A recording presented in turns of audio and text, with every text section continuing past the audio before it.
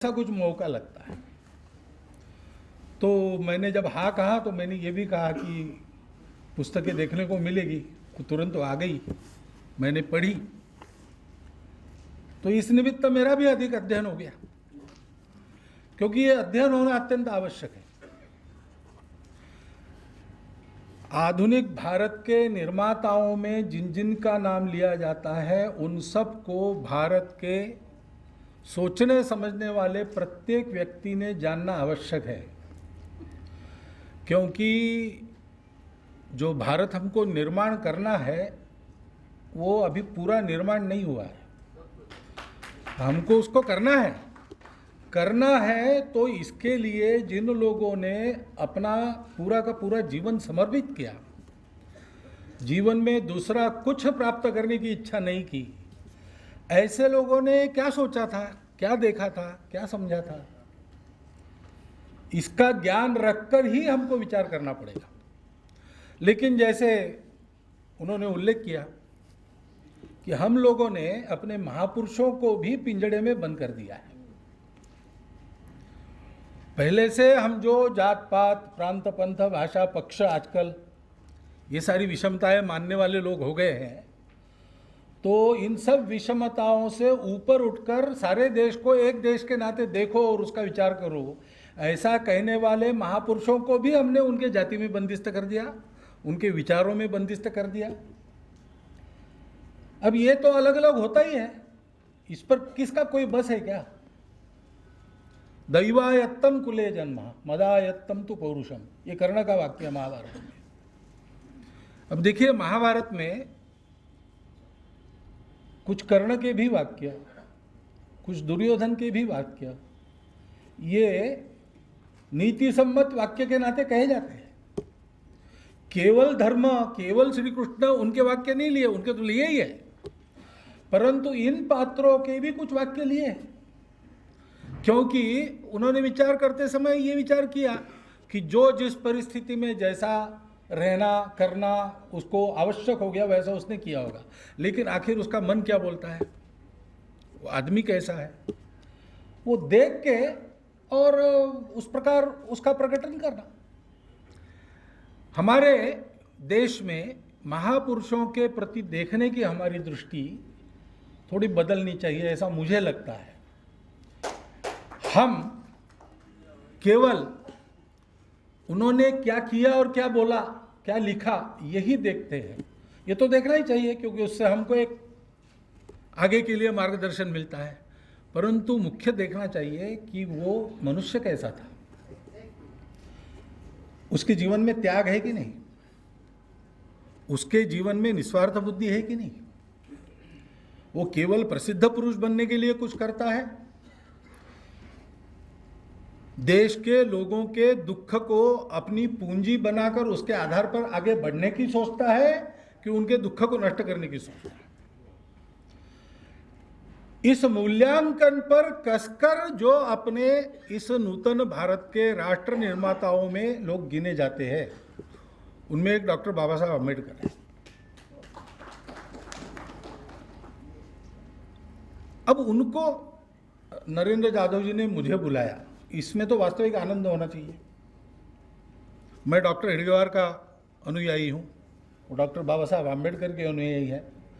देश में काम करने वाली दो विचारधाराएं देश हित के लिए अगर एकत्र आती है तो ये आनंद की बात है कि दुख की बात है? लेकिन विचित्र स्थिति है, एक बहुत बड़े नेता हमको मिले, नाम मैं लूँगा नहीं, उनकी कठिनाई होगी। एयरपोर्ट पर मिले, नागपुर ही जा रहे थे, तो मैंने उनको सहज कहा कि आप चले ही रहे हैं तो आइए हमारे कार्यालय में। तो उन्होंने तुरंत कहा, अर्थक्वेक हो जाएगा भागवत जी, मुझे पार्टी से निकाल देंगे। मैंने कहा कि आपको मैंने बुलाया इसलिए मुझे नहीं निकाला जाएगा, क्योंकि संविधान सभा की जिस भाषण का आपने उल्लेख किया उसी में आगे डॉक्टर बाबा साहब अम्बेडकर ने कहा है कि अभी हम अन्य अन्य विचारधाराओं के विभिन्न शिविरों के नाते यहाँ अलग अलग बैठे हैं, परंतु ये इतिहास ध्यान में रखना चाहिए कि अपने देश को किसी ने अपने बल पर नहीं जीता। हमारे आपसी भेदों के कारण हमने चांदी की तश्तरी में अपना देश उनको पेश किया। इसलिए इससे अगर बोध लेकर आगे हम इस वर्तन को नहीं सुधारते तो केवल संविधान आपकी सुरक्षा नहीं कर सकता, देश की सुरक्षा नहीं कर सकता। तो जैसे ये पूछा कि कब हम इस विषमता को तिलांजलि देंगे, वैसे ये भी एक विषमता ही है। मुझे संकोच नहीं होता है, क्योंकि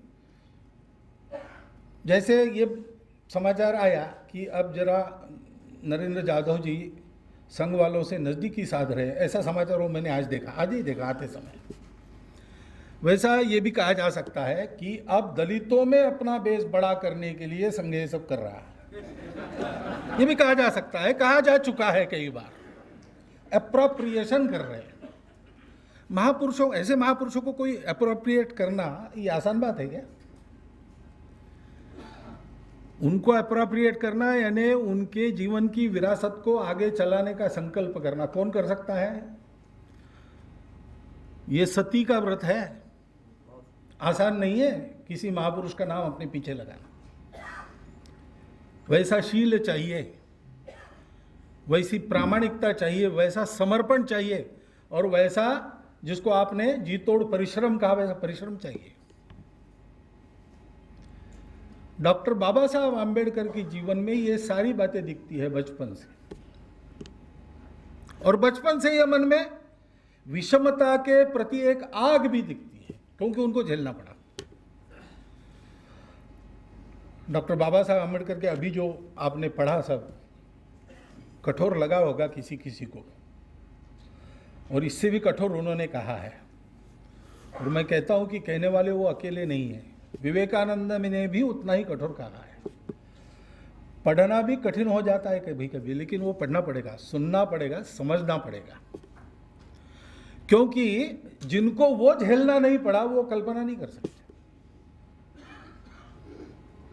आरक्षण के बारे में हमारे प्रतिनिधि सभा में बहुत पहले 1980 के दशक की बात है, पहली बार जब वो मंडल वगैरह सारा चला, उस समय फिर प्रस्ताव करना था, और वो विषय ही ऐसा है कि समाज में दो मत है ही, मतों के कारण अलग है, दो मत होने के कारण अलग अलग है, लेकिन है।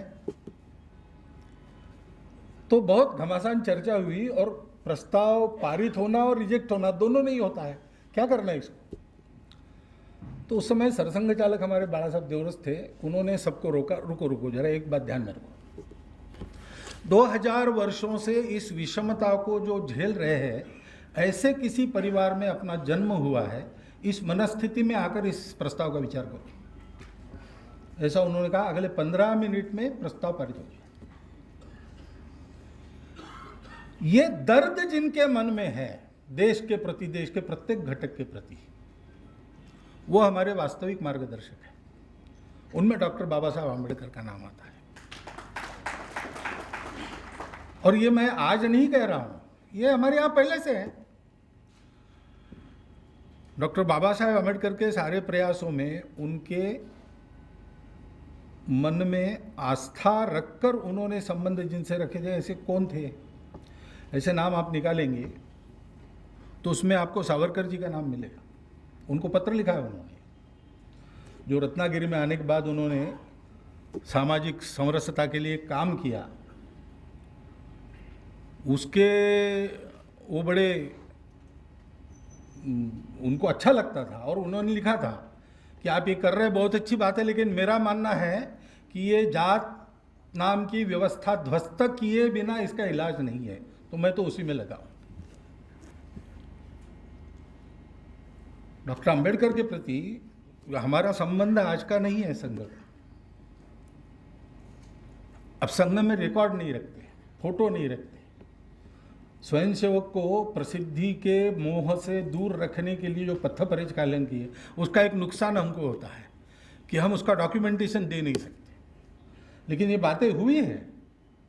हमारे एक संघ शिक्षा वर्ग में डॉक्टर बाबा साहब अम्बेडकर आए डॉक्टर एडगार को मिलने, वो थे तब की बात है, 1936 होगा शायद। क्या दादा याद है क्या? 39, उनके जाने के 1 साल पहले अचानक आया भोजन के समय। तो डॉक्टर साहब ने, भोजन प्रारंभ होना था, सबको रोका, डॉक्टर बाबा साहब को लेके आए, साथ बिठाया, साथ में भोजन किया। बाद में उन्होंने पूछा भी कौन किस जाति के है वगैरह, तो उनको ध्यान में आया कि यहाँ ये वातावरण नहीं है, अच्छा लगा। उस दिन दोपहर जो बौद्धिक वर्ग होने वाला था, उस बौद्धिक वर्ग को डॉक्टर साहब ने रद्द किया और उसके जगह डॉक्टर बाबा साहेब आम्बेडकर का भाषण रखा। विषय था भारत की दलित समस्या और दलितोद्धार। इस विषय पर उनका बौद्धिक वर्ग हुआ है। संबंध हमारा पुराना है। डॉक्टर बाबा साहेब आम्बेडकर ने दीक्षा परिवर्तन किया। हम हिंदू नहीं है, हम बौद्ध, हिंदू से हमारा कोई संबंध नहीं, ऐसा कह के किया उस समय। और हमारी क्या प्रतिक्रिया थी? हमको ऐसा लगा कि ये किए बिना जो करने वो चले थे वो कर नहीं सकते थे, इसलिए उन्होंने किया। और ये न करना पड़े इसके लिए उसके पहले 40 साल उन्होंने प्रयास किए, लेकिन उस समय सोया हुआ हिंदू समाज जागा नहीं, इसलिए उनको एक कदम उठाना पड़ा। संत गाडगे महाराज के साथ बाबा साहब आम्बेडकर को उनको मिलने के लिए गए थे ये पक्का होने के बाद। तो गाडगे महाराज ने भी उनको कहा कि इस निर्णय का पुनर्विचार नहीं हो सकता था। डॉक्टर आम्बेडकर ने साफ कहा नहीं हो सकता, तो उन्होंने मान लिया, कुछ बोले नहीं। बाद में एक गौरव विशेषांक किस मासिक का मुझे याद नहीं है, लेकिन 1963 में निकला। डॉक्टर बाबा साहब आम्बेडकर गुरुजी को कुछ लिखने के लिए कहा था, तो गुरुजी ने लिख के भेजा है कि मैंने कुछ लिखना चाहिए, ऐसा आपने कहा इसलिए मैं लिख रहा हूँ, वरना लिखने की मुझे आदत नहीं है। मुझे लगता है कि स्वामी विवेकानंद ने ऐसा कहा कि आदि शंकराचार्य की प्रज्ञा और बुद्ध के हृदय की करुणा, इनका संगम अपने में रखने वाला कोई व्यक्ति भारत में होना चाहिए, तब इस समाज को दिशा मिलेगी। मुझे लगता है कि डॉक्टर बाबा साहेब आम्बेडकर के रूप में और ये संगम हमको प्राप्त हुआ था। सामाजिक विषमता के निर्मूलन के लिए उनके जिम्मे जितना हिस्सा था उन्होंने अपने जीते जी पूरा किया। और सब मतों की समीक्षा करते हुए उनके गुण दोष जानने के बाद अपने देश की मिट्टी से नाता न टूटे, इसलिए बाकी सब मत छोड़कर बौद्ध मत का स्वीकार उन्होंने किया और अपने मनुष्यों से कराया।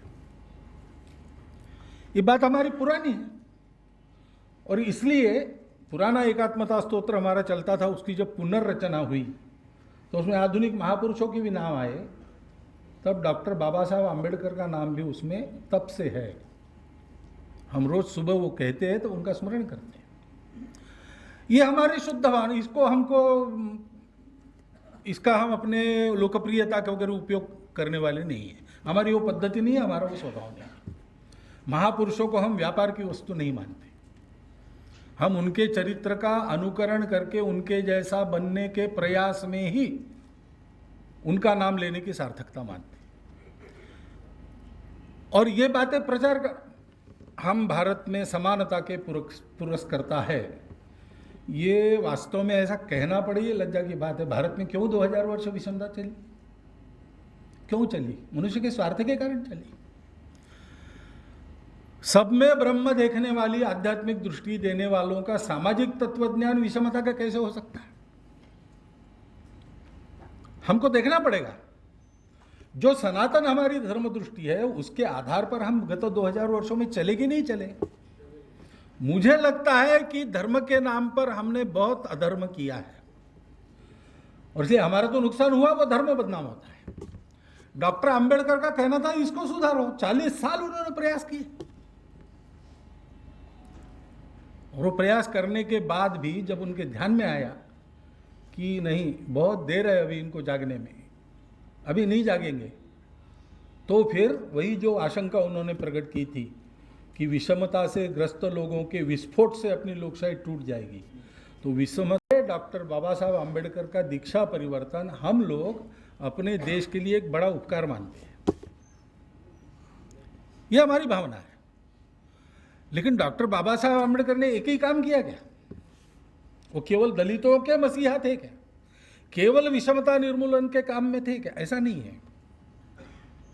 ये सारा दंश झेलने के बाद भी और उसके उत्थान, उस वर्ग के उत्थान का प्रयास, ये उनका जीवन ध्येय बनने के बाद भी उनके मन में पूरे देश का विचार था, पूरे राष्ट्र का विचार था। और इस दृष्टि से जो चिंतन उन्होंने किया है वो बहुत मूलगामी है। अब कोई भी महापुरुष चिंतन करता है, कोई भी व्यक्ति कभी भी चिंतन करता है, तो उसका एक सामयिक अंश होता है, वो तात्कालिक रहता है। एक सनातन अंश होता है जो शाश्वत रहता है। विचार करते समय जो दृष्टि वो लेकर विचार करते हैं वो शाश्वत होती है। इश्यूज आते हैं तब उस इश्यूज पर उस समय क्या बोलना वो उनको तय करना पड़ता है, वो ऐसा बोलते हैं। हमको अपने सब महापुरुषों का ऐसा अध्ययन करना पड़ेगा और डॉक्टर बाबा साहब आम्बेडकर विचारों का ऐसा अध्ययन किए बिना हमारे अपने राष्ट्र के अध्ययन को पूर्णता प्राप्त नहीं हो सकती, नहीं हो सकती। हमने किया है और इसलिए पूना के सामाजिक समरसता पर वसंत व्याख्यानमाला में बाला साहब देवरस का भाषण हुआ, तो उन्हें स्पष्ट रूप से आर्टिकुलेशन किया जो पहले से हम संघ में मानते थे, लेकिन तब तक संघ की कोई ऐसी प्रतिष्ठा नहीं थी कि संघ के सरसंघ चालक क्या कहते हैं कोई सुने। इमरजेंसी के बाद ये प्रतिष्ठा बनने लगी, तब बाला साहब का भाषण हुआ। तो बाला साहब ने सीधा कहा कि अस्पृश्यता अगर गलत नहीं है, विषमता अगर गलत नहीं है, तो इस समाज में कुछ भी नहीं गलत, और इसलिए विषमता जानी चाहिए। It should go out lock stock and barrel, आमूल चूल उसका बहिर्गमन होना चाहिए। पद्धति एक एक की अलग अलग रहती है।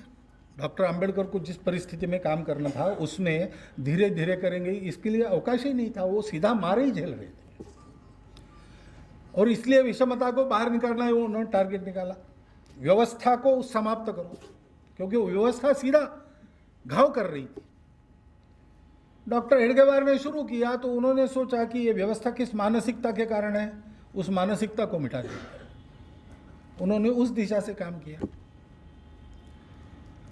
अगर कुछ भिन्नता दिखती है तो भिन्नता प्रस्थान बिंदु, कहां से चलना पड़ा, जाना एक ही जगह था, जहां से चलना पड़ा वहां से रास्ता बनाया। तत्व की भिन्नता नहीं है। जिस परिस्थिति में, जिस परिवेश में जो करना पड़ा वो करना पड़ा, इसलिए भिन्न दिखता है, लेकिन मन तो एक ही है। फ्लैग कमेटी के सामने स्वतंत्र भारत का राष्ट्रध्वज कौन सा हो, ये जब वकालत करनी थी तो इस देश में जिनको हिंदुत्ववादी कहा जाता है उन लोगों का दृष्टिकोण, उसकी पैरवी करने के लिए डॉक्टर बाबा साहब आम्बेडकर गए थे।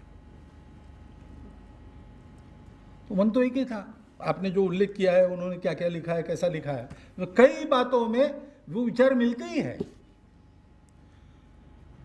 हाँ, लेकिन इसमें हमको व्यापार नहीं करना है। उनके जीवन को देखे, उनके जिनकी हिम्मत है, ये पढ़ो, 4 ग्रंथ पढ़ने चाहिए। किसने पढ़ने चाहिए? हिम्मत वाले ने पढ़ने चाहिए। एक तो उसमें जो खरा है वो खरा कहा है, जो खोटा है उस पर हथौड़ी के घाव है। उसको सत्य को सहन करने की ताकत है तो पढ़े। असत्य के कारण जिनके दिल कमजोर है वो इसको न पढ़े, यही अच्छा है उनकी सेहत के लिए। जिनको अपने पूरे समाज को एक मानकर उसके सुख में अपना सुख मानकर जीवन जीने की इच्छा है वो जरूर पढ़े। जिनको ऐसी बातों को फैशनेबल शब्दों में लोगों के सामने बोलकर अपना स्थान उत्पन्न करना है वो न करे, क्योंकि ये शब्द जब बोलेंगे तो उसके पीछे पीछे सर पे जो दायित्व आता है वो ऐसा गहरा और ऐसा ऊंचा होता है, उसके भार के नीचे दब जाएंगे। जिनके मन में प्रामाणिकता है सत्य को जानने की और सत्य और न्याय के लिए अपना जिसको बहुत प्रिय मानते उसको भी क्षणार्ध में छोड़ने की तैयारी है, वो इसको पढ़े। ऐसे लोगों के लिए उपयुक्त है जिनको अपने देश को बड़ा करना है दुनिया में, अपने धर्म, संस्कृति, समाज का गौरव बढ़ाना है, सारे विश्व की समस्याओं का उत्तर देने वाला भारतवर्ष जिनको खड़ा करना है, इसकी प्रामाणिकता से ऐसा जो सोचते हैं और उसके लिए सब कुछ छोड़ने के लिए तैयार है, वो लोग पढ़े। आवश्यक है। ये इच्छा जिन लोगों के मन में है उनको इन सब महापुरुषों को पढ़ना आवश्यक है। और सामाजिक विषमता का दंश झेलने वाले अपने समाज के अपने ही अंग की मुक्ति, ये एक विषय लेकर काम करने वाली जो धारा है, उसके मुकुटमणि डॉक्टर अंबेडकर को पढ़े बिना वो अध्ययन पूर्ण हो नहीं सकता। पहली बार हिंदी करना था इसलिए कठिनाई गई ऐसा आप कह रहे हैं, लेकिन मैंने पढ़े, बहुत अच्छी हिंदी है। जैसा मन होना पड़ेगा, उनके जैसा अनुभव भी होना पड़ेगा, वो आपके पास है। और विद्वता के मामले में भी मैं उनके जैसा तो आपको नहीं कहूँगा, लेकिन उस पद पर आप अग्रसर है ये तो हम बहुत पहले से जानते हैं। और इसलिए संकलन ऐसा हुआ है कि हम सबके घर में संग्रह में रहना चाहिए, उसमें पढ़ना चाहिए। आज उन्होंने मुझे वो वैचारिक चरित्र दिया, मैं पढ़ने वाला हूं, मुझे लगता है वो भी ऐसे ही होगा। यह अध्ययन बहुत आवश्यक है, क्योंकि समझना चाहिए ये सारे महापुरुषों को जो बांट के रख दिया है, केवल एक धारा देश की राष्ट्रीय धारा, बाकी सब अनुल्लेख से